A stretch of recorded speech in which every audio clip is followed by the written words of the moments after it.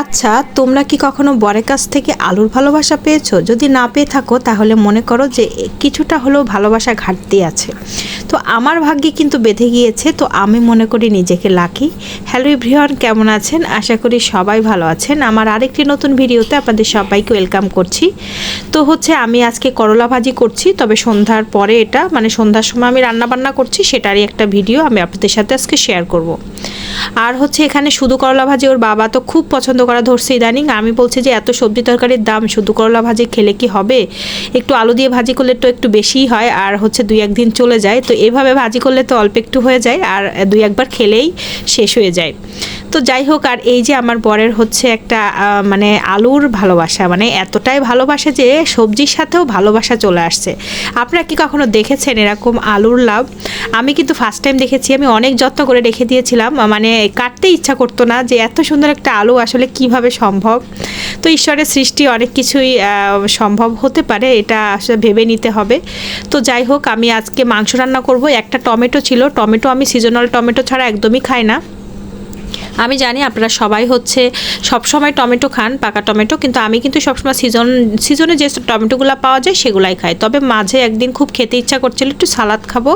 তোর বাবা কয়েকটা শসা টমেটো নিয়ে আসছিল, তো এতটাই দাম, তো আমরা তো কেনা হয় না এই সময়টা, যার কারণে বেশি মনে হয়েছে দাম, তাছাড়া এমনিতেও বেশি। তো একটা ছিল, সেটা দিয়ে একটু মাংস রান্না করলাম। মাংস কালারটা কিন্তু অসম্ভব সুন্দর আসে। তো মাংস রেসিপি আর খুব একটা কিছু দেখালাম না। আমি মাংস সবসময় মানে ভেজেই রান্না করি, সাথে আলুটাও ভেজে নিয়েছি। এটা তো অ্যাজ ইউজুয়াল সবসময় দেখাই। তো মাংস আর খুব একটা দেখানো হয়নি, আর দেখাবো না। মানে ওইভাবে আমি রান্না ওপাশে করে নিচ্ছি, যেহেতু দুটা চুলায় পাশাপাশি রান্না করছি। তো আজকে আবার পাশাপাশি মাছও রান্না করছি, কারণ এত কিছু রান্না আমি একবারে কখনো করি না, মাছ মাংস।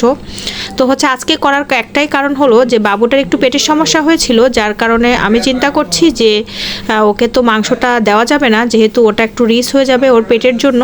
তো এটা তো আমার কয়েকদিন আগেরই ভিডিও, এটা রিসেন্টলি না, আবার ভাববেন না যে আমার মন খারাপের কোনো কারণ এর সাথে জড়িত, তবে না।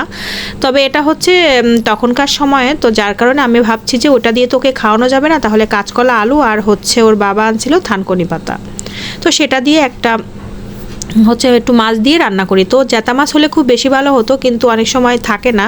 আমার বাসায় সবসময় শিং মাছ অথবা কই মাছ মানে সবসময় থাকে বেশিরভাগ সময়, যাতে এরকম কোনো প্রবলেম হলে ঝটপট আমি ওইটাই রান্না করি, মানে ওইটাই মাথায় আসে। মনে হয় যেন জ্যাতা মাছটা আর আলু কাঁচকলা যে পেট খারাপের সময় বা শরীর অসুস্থ হলে খুব ভালো লাগে, মানে রুচি আসে একটু।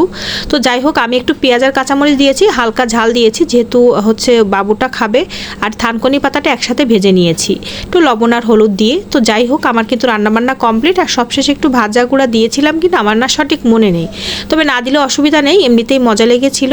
আর এপাশে সব রান্নার ফাইনাল লুক দেখালাম আপনাদের সাথে। মাংস রান্না করেছি, আর করলা ভাজি, আর মাছ। আর এপাশে খাওয়া দাওয়া করে নিচ্ছি, আর করলাটা এভাবে সাজিয়ে খাচ্ছি, বেশ ভালোই লাগছিল। আজকের ভিডিওটা এই পর্যন্ত, ভালো থাকবেন সবাই।